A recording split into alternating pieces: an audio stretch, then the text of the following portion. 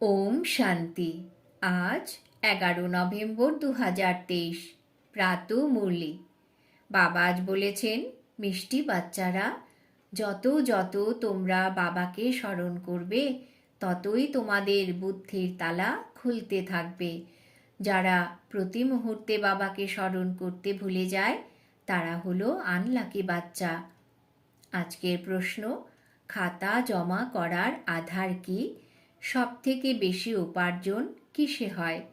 উত্তর, দান করলে খাতা জমা হয়।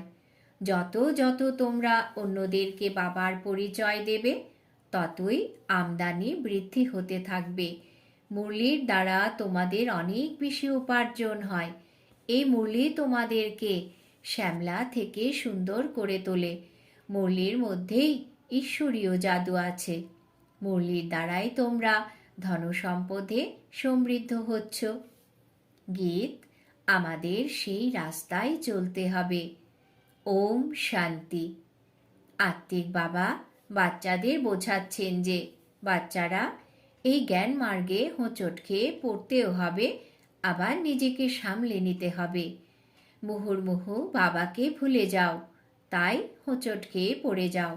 বাবার স্মরণে থাকলে নিজেকে সামলে নিতে পারবে। মায়া বাবার স্মরণ ভুলিয়ে দেয়, কেননা এই সব হলো নতুন কথা, তাই না? এমনিতে তো বাবাকে কেউ কখনো ভুলে যায় না। স্ত্রী কখনো তার স্বামীকে ভুলে যায় না। বিয়ে হয়ে গেলেই বুদ্ধির যোগ তার প্রতি চলে যায়। ভোলার কোনো কথাই নেই। পতি হলো পতি, বাবা হলেন বাবা। এখন ইনি তো হলেন নিরাকার বাবা, যাকে সজনও বলে থাকো। ভক্তদেরকে সজনই বলা হয়। এই সময় সবাই হলো ভক্ত, ভগবান হলেন এক। ভক্তদেরকে সজনী, ভগবানকে সাজন বা ভক্তদেরকে বালক, ভগবানকে বাবা বলা যায়। এখন পতিদের পতি বা পিতাদের পিতা হলেন এক তিনি। প্রত্যেক আত্মার বাবা পরমাত্মা তো আছেনই। সেখানের লৌকিক বাবা তো সকলের আলাদা আলাদা। এই পারলৌকিক পরমপিতা সকল আত্মাদের বাবা হলেন এক গডফাদার। তার নাম হলো শিব বাবা। কেবল গডফাদার। মাউন্ট আবু লিখলে বলো চিঠি পৌঁছাবে? নাম তো লিখতে হবে, তাই না? ইনি তো হলেন অসীম জগতের বাবা। তার নাম হলো শিব। শিব কাশী বলে থাকে, তাই না? সেখানে শিবের মন্দির আছে, অবশ্যই সেখানেও গেছেন। দেখায় না যে রাম এখানে গেছে, সেখানে গেছে, গান্ধী এখানে গেছে, তো অবশ্যই শিব বাবারও চিত্র আছে। কিন্তু তিনি তো হলেন নিরাকার।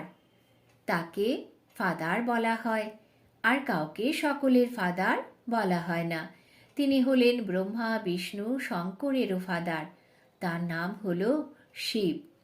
কাশীতেও মন্দির আছে, উজ্জয়িনীতেও শিবের মন্দির আছে। এত মন্দির কেন তৈরি হয়েছে কেউ তা জানে না।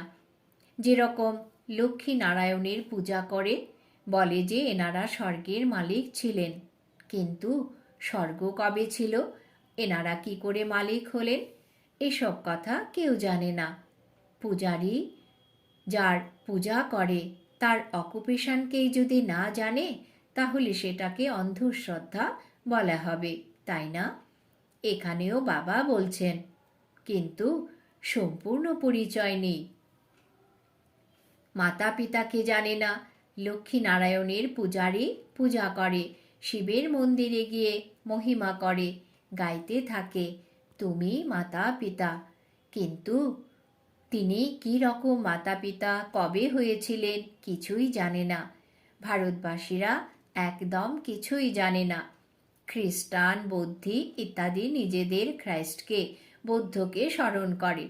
দ্রুত তার বায়োগ্রাফি বলে দেবে, খ্রাইস্ট অমুক সময়ে খ্রিস্টান ধর্মের স্থাপনা করতে এসেছিলেন।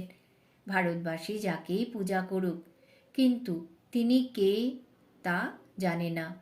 না শিবকে, না ব্রহ্মা বিষ্ণু শঙ্করকে, না জগদম্বাকে, জগৎ পিতাকে, না লক্ষ্মী নারায়ণকে জানে। কেবল পূজা করতে থাকে। তাদের বায়োগ্রাফি সম্বন্ধে কিছুই জানে না। বাবা আত্মাদেরকে বসে বোঝাচ্ছেন, তোমরা যখন স্বর্গে ছিলে তখন তোমাদের আত্মা আর শরীর দুটোই পবিত্র ছিল। তোমরা তখন রাজত্ব করতে।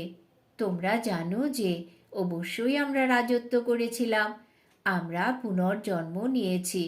84 জন্ম ভোগ করতে করতে বাদশাহী হারিয়ে ফেলেছি। গোড়া থেকে কালো হয়ে গেছি। সুন্দর ছিলাম, এখন শ্যাম হয়ে গেছি। আজকাল তো নারায়ণকেও শ্যামবর্ণ দেখায়। এ থেকে প্রমাণিত হয় যে তিনিই শ্রীকৃষ্ণ ছিলেন, পরে শ্রীনারায়ণ হন। কিন্তু এই কথাকে কেউ বুঝতে পারে না। যাদব হলো মিসাইল ইনভেন্টকারী, আর কৌরব পাণ্ডব ভাই ভাই ছিল।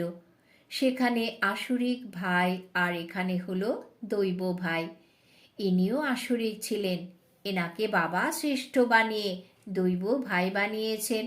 দুই ভাইয়ের যুদ্ধের ফলাফল কি হয়েছিল? অবশ্যই পাণ্ডবদের জয় হয়েছিল আর কৌরবদের বিনাশ হয়েছিল। এখানে বসে যদিও মামা বাবা বলে ডাকে, কিন্তু কিছুই জানে না, বাবার শ্রীমতে চলে না। জানে না যে বাবা আমাদেরকে রাজযোগ শেখাচ্ছেন। নিশ্চয় থাকে না। দেহ অভিমানী হওয়ার কারণে দেহের মিত্র সম্বন্ধীদেরকে স্মরণ করতে থাকে। এখানে তো দেহি বাবাকে স্মরণ করতে হবে, এটা হলো নতুন কথা। মানুষ তো কিছুই বুঝতে পারে না। এখানে মাতা পিতার কাছে বসে থেকেও তাকে জানে না। এটা আশ্চর্যের বিষয়, তাই না? জন্মই এখানে হয়েছে, তথাপি জানে না, কারণ তিনি হলেন নিরাকার। তাকে ভালোভাবে বুঝতে পারে না, তার শ্রীমতে চলে না, তাই আশ্চর্যবোধ ভাবন্তি হয়ে যায়। যার দ্বারা স্বর্গের 21 জন্মের উত্তরাধিকার প্রাপ্ত হয়, তাকে না জানার কারণে ছেড়ে চলে যায়। যারা বাবাকে জানে তাদেরকে বক্তাবর অর্থাৎ ভাগ্যবান বলা হয়। দুঃখ থেকে লিবারেট করেন তো এক বাবাই। দুনিয়াতে দুঃখ তো অনেক আছে। এটা হলোই ভ্রষ্টাচারী রাজ্য। ড্রামা অনুসারে পুনরায় 5000 বছর পর এই রকমই ভ্রষ্টাচারী সৃষ্টি হবে। পুনরায় বাবা এসে সত্যযুগী শ্রেষ্ঠাচারী স্বরাজ্য স্থাপন করবেন। তোমরা মানুষ থেকে দেবতা হতে এসেছ। এটা হলো মানুষের দুনিয়া। দেবতাদের দুনিয়া সত্যযুগে হয়। এখানে আছে পতিত মানুষ, পাবন দেবতা সত্যযুগে হবে। এসব কথা তোমাদেরকেই বোঝানো হয়, তোমরা যারা ব্রাহ্মণ হয়েছ। যারা ব্রাহ্মণ হবে তাদেরকেই বোঝানো হবে। সবাই তো আর ব্রাহ্মণ হবে না। যারা ব্রাহ্মণ হয়েছে তারাই পুনরায় দেবতা হবে। ব্রাহ্মণ না হলে তো দেবতা হতে পারবে না। বাবা মাম্মা বলেছ তো ব্রাহ্মণ কুলে এসেছ, তারপর তো হলো পড়াশোনার আধারে পুরুষার্থ। এখন রাজধানী স্থাপন হচ্ছে, আর ইব্রাহিম বুদ্ধ প্রমুখ কেউ কিংডম স্থাপন করে না। খ্রাইস্ট একা এসেছে, কারোর মধ্যে প্রবেশ করে খ্রিস্টান ধর্ম স্থাপন করেছে। তারপর তো যারা খ্রিস্টান ধর্মের আত্মারা ওপরে ছিল তারা আসতে থাকে। এখন সকল খ্রিস্টান আত্মারা এখানে আছে। এখন অন্তিম সময়ে সবাইকে বাড়ি ফিরে যেতে হবে। বাবা সকলের গাইড হয়ে সবাইকে দুঃখ থেকে লিবারেট করছেন। বাবাই হলেন সমগ্র মনুষ্য জাতির লিবারেটর আর গাইড। সকল আত্মাদেরকে বাড়ি ফিরিয়ে নিয়ে যাবেন। আত্মা পতিত হওয়ার কারণে বাড়ি ফিরে যেতে পারে না। নিরাকারী দুনিয়া তো হলো পবিত্র, তাই না? এখন এই সাকারী সৃষ্টি হলো পতিত। এখন এদের সকলকে পবিত্র কে বানাবেন, যাতে এরা নিরাকারী দুনিয়াতে যেতে পারে? এই জন্য আহ্বান করে, ও গডফাদার এসো। গডফাদার বলছেন যে আমি একই বার আসি, যখন সমগ্র দুনিয়া ভ্রষ্টাচারী হয়ে যায়। কত গুলি বারুদ ইত্যাদি তৈরি হচ্ছে একে অপরকে মারার জন্য। একদিকে তো বম তৈরি করছে, অন্যদিকে আবার ন্যাচারাল ক্যালামিটিস, ফ্লাড, আর্থকুইক ইত্যাদি হবে, বিদ্যুৎ চমকাবে, সবাই অসুস্থ হয়ে পড়বে। কেননা জৈব সার তো তৈরি হতে হবে, তাই না? নোংরা পচনশীল দ্রব্য থেকেই তো সার তৈরি হয়, তাই না? তো এই সমগ্র সৃষ্টিতে জৈব সার চাই, যার দ্বারা ফার্স্ট ক্লাস বৃক্ষ উৎপন্ন হবে। সত্যযুগে কেবল ভারতই ছিল, এখন এত সকলের বিনাশ হতে হবে। বাবা বলছেন, আমি এসে দৈবী রাজধানী স্থাপন করি, অন্যদিকে সব কিছু বিনাশ হয়ে যাবে, বাদবাকি তোমরা স্বর্গে চলে যাবে। স্বর্গকে তো সবাই স্মরণ করে, তাই না? কিন্তু স্বর্গ কাকে বলা হয় এটা কারুর জানা নেই। কেউ মারা গেলে বলে স্বর্গবাসী হয়েছে। আরে, কলিযুগে যারা মরবে তারা অবশ্যই কলিযুগেই পুনর্জন্ম নেবে, তাই না? এতটাও বুদ্ধি কারুর নেই। ডক্টর অফ ফিলসফি নাম রেখে দেয়, বুঝতে কিছুই পারে না। মানুষ মন্দিরে বসবাসের যোগ্য ছিল, সেটা হলো ক্ষীরসাগর, আর এটা হলো বিষয় সাগর। এই সব কথা বাবাই বোঝাচ্ছেন। পড়াবেন তো মানুষকেই, জন্তু জানোয়ারকে তো আর পড়াবেন না। বাবা বোঝাচ্ছেন, এই ড্রামা দৈব নির্ধারিত। যেরকম ধনবান মানুষ সেই রকমই তাদের ফার্নিচার হবে।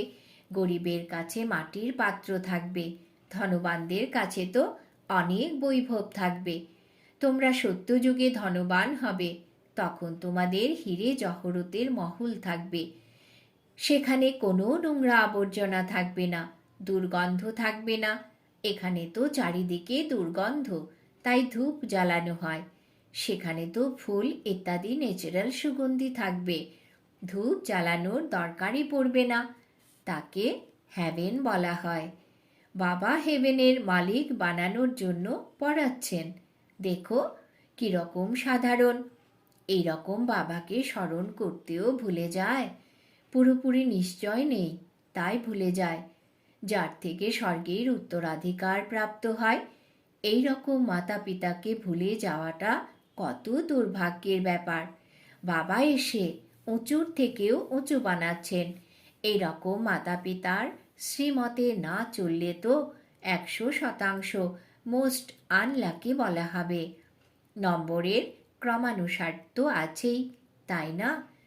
কোথায় পড়াশোনা করে বিশ্বের মালিক হওয়া, কোথায় নকর চাকর হওয়া। তোমরা বুঝতে পারো যে আমরা কতটা পড়াশোনা করছি।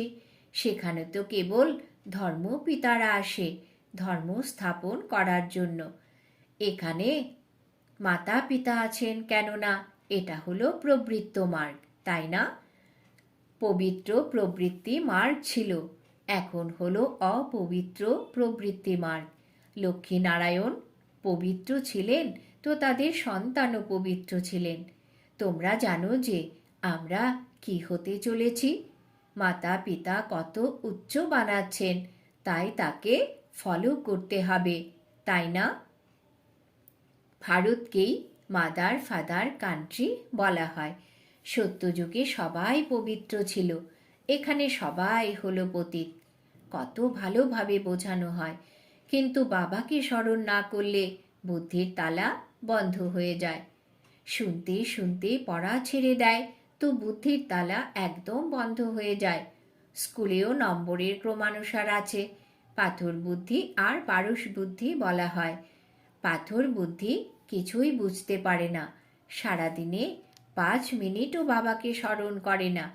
5 মিনিট স্মরণ করলে তো এতটুকুই তালা খুলবে, বেশি স্মরণ করলে তো ভালোভাবে তালা খুলে যাবে। সব কিছুর আধার হলো স্মরণ। কোনো কোনো বাচ্চা বাবাকে পত্র লেখে, প্রিয় বাবা বা প্রিয় দাদা। এখন কেবল প্রিয় দাদা লিখে পোস্ট করে পোস্টে চিঠি ফেললে তো দাদার কাছে পৌঁছাবে। নাম তো চাই, তাই না? দাদা দাদি তো দুনিয়াতে অনেক আছে। আচ্ছা, আজ হলো দীপাবলি। দীপাবলিতে নতুন খাতা রাখে। তোমরা হলে সত্যিকারের ব্রাহ্মণ। লৌকিকের ব্রাহ্মণরা ব্যবসায়ীদের দিয়ে নতুন খাতা রাখায়। তোমাদেরকেও নতুন খাতা রাখতে হবে। কিন্তু এটা হলো নতুন দুনিয়ার জন্য। ভক্তিমার্গের খাতা হলো সীমাহীন লোকসানের খাতা। তোমরা অসীম জগতের উত্তরাধিকার গ্রহণ করছো, অসীম জগতের সুখ শান্তি প্রাপ্ত করছো। এই অসীম জগতের কথা অসীম জগতের বাবা বসে বোঝাচ্ছেন। আর অসীম সুখ প্রাপ্তকারী বাচ্চারাই এইসব বুঝতে পারে। বাবার কাছে কোটির মধ্যে কয়েকজনই আসে। চলতে চলতে উপার্জনে ঘাটতি দেখা দেয়। তখন যেটুকু জমা হয় সেটাও নায়ের সমান হয়ে যায়। তোমাদের খাতা তখন বৃদ্ধি পাবে যখন কাউকে দান করবে। দান না করলে আমদানির বৃদ্ধি হয় না। তোমরা পুরুষার্থ করছো যাতে আমদানির বৃদ্ধি হয়। সেটা তখন হবে যখন কাউকে দান করবে, কারোর ভালো করবে। কাউকে বাবার পরিচয় দেওয়া মানে জমা হওয়া। পরিচয় না দিলে তো জমাও হবে না।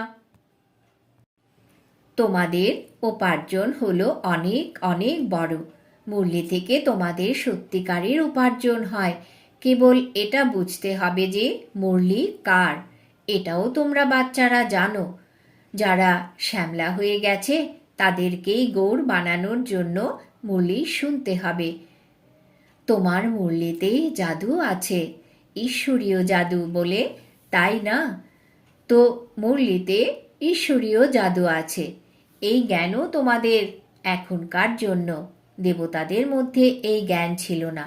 যখন তাদের মধ্যেই জ্ঞান ছিল না, তো তাদের পরবর্তী সময়ের মানুষদের মধ্যে জ্ঞান কি করে থাকবে? শাস্ত্র ইত্যাদি যা কিছু পরবর্তী সময়ে তৈরি হয়েছে সেই সব বিনাশ হয়ে যাবে। তোমাদের এই সত্যিকারের গীতা তো খুবই অল্প। দুনিয়াতে তো সেই গীতা প্রায় লক্ষ সংখ্যক আছে। বাস্তবে এই চিত্রই হলো সত্যিকারের গীতা। সেই গীতাতে এত কিছু বুঝতে পারবে না যতটা এই চিত্র দেখে বুঝতে পারবে। আচ্ছা, মিষ্টি মিষ্টি হারানিধি বাচ্চাদের প্রতি মাতা পিতা বাপ দাদার স্মরণের স্নেহসুমন আর সুপ্রভাত। আত্মাদের পিতা ওনার আত্মারূপী বাচ্চাদেরকে জানাচ্ছেন নমস্কার। আমরা আত্মারূপী বাচ্চারা আমাদের মাতা পিতা বাপ দাদাকেও জানাই স্মরণের স্নেহসুমন সুপ্রভাত, নমস্কার।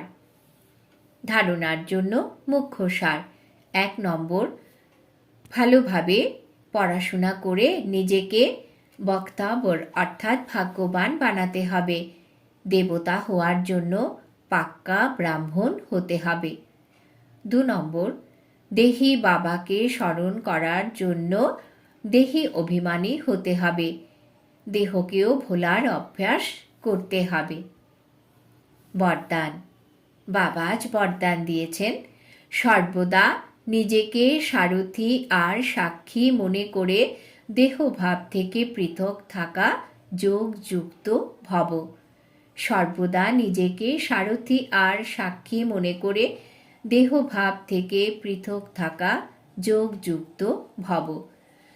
ব্যাখ্যা: যোগযুক্ত থাকার সরল বিধি হল সর্বদা নিজেকে সারথি আর সাক্ষী মনে করে চলা। এই রথের চালক হলাম আমি, আত্মা সারথি। এই স্মৃতি শত এই রথ অথবা দেহ থেকে বা কোনো প্রকারের দেহভাব থেকে পৃথক বানিয়ে দেয়। দেহভাব নেই তো সহজেই যোগযুক্ত হয়ে যায়, আর প্রত্যেক কর্ম যুক্তিযুক্ত হয়। নিজেকে সারথি মনে করলে সকল কর্মেন্দ্রিয় নিজের কন্ট্রোলে থাকে। সে কোনো কর্মেন্দ্রিয়ের বশীভূত হতে পারবে না। স্লোগান: বিজয়ী আত্মা হতে হলে অ্যাটেনশন আর অভ্যাস একে নিজস্ব সংস্কার বানিয়ে নাও। বিজয়ী আত্মা হতে হলে অ্যাটেনশন আর অভ্যাস একে নিজস্ব সংস্কার বানিয়ে নাও। আজকের সমান আমি বাবার সাথে যোগযুক্ত আত্মা। ওম শান্তি।